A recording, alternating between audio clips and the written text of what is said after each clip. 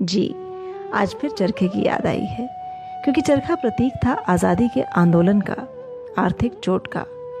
इसका उद्देश्य था दुश्मन को ताकत से नहीं, दिमाग से हराने का।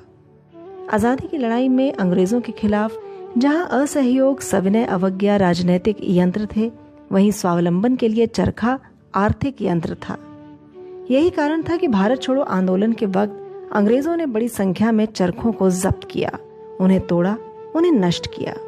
जैसे आज की पीढ़ी चीनी वस्तुओं के बायकॉट के नारे दे रही है, जैसे आज देशभक्ति का जलवा है, यकीन मानिए उससे कहीं ज्यादा देशभक्ति का जलवा उस समय के भारत में था। कल और आज में बस फर्क इतना ही है कि कल सामने यूनियन जैक था, आज ड्रैगन है।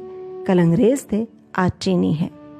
दरअसल दो असमान और समान दोनों तरह की ताकत वाले विरोधियों के बीच जंग से ज्यादा आर्थिक चोट असर करती है।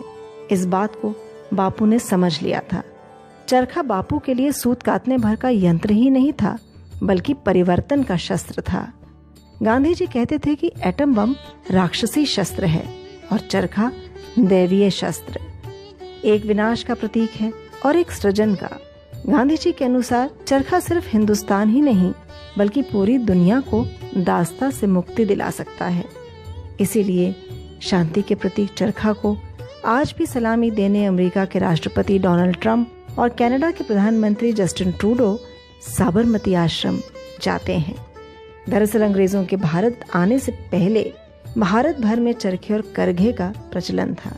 सन 1702 में अकेले इंग्लैंड ने भारत से 10,53,725 पाउंड की खादी खरीदी थी, लेकिन अंग्रेजों के आगमन के साथ चरखा गुमनाम सा होने लगा। गांधी जी के दिमाग में सन 1908 में ही चरखे की बात आई थी, पर तब वो इंग्लैंड में थे। सन 1916 में साबरमती आश्रम की अहमदाबाद में स्थापना हुई और फिर उन्हें अपने आश्रम के लिए बड़ी कोशिश, बड़ी मशक्कत से गंगाबाई नाम की महिला से 1918 में एक खड़ा चरखा मिला। फिर 1 से 2, 2 से 3 चरखों की संख्या बढ़ती गई। चरखे पर श्रद्धा रखने वालों की जमात खड़ी हो गई।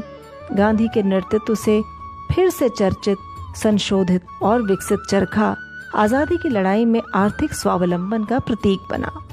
गांधी जी के लिए चरखा दर्शन था, आध्यात्म था, परीक्षण था और उनके जीवन की सबसे बड़ी शिक्षा अहिंसा का प्रतिबिंब था। खैर, बात चरखे की चली है तो यहाँ बता दें कि गांधी का चरखा महिलाओं की आर्थिक स्थिति के लिए, उनकी आजादी के लिए महत्वपूर्ण था।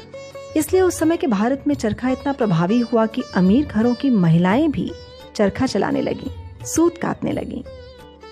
चरखा उस किसान के लिए भी लाभ का यंत्र था जो किसान एक फसल बोकर 6 महीने खाली रहा करता था। याद रहे, ये ग्रीन रेवोल्यूशन से बहुत पहले का भारत था। चरखा से बना सूत पहन भारतीय एकता के धागे में बंधने लगे थे। ये गांधी जी की ही समावेशीय समाज की परिकल्पना थी। कुल मिलाकर चरखा अहिंसा का प्रतीक था, एकता का प्रतीक था, आत्मनिर्भरता का प्रतीक था। इसीलिए गांधी जी कहा करते थे कि सूत के धागे में स्वराज है।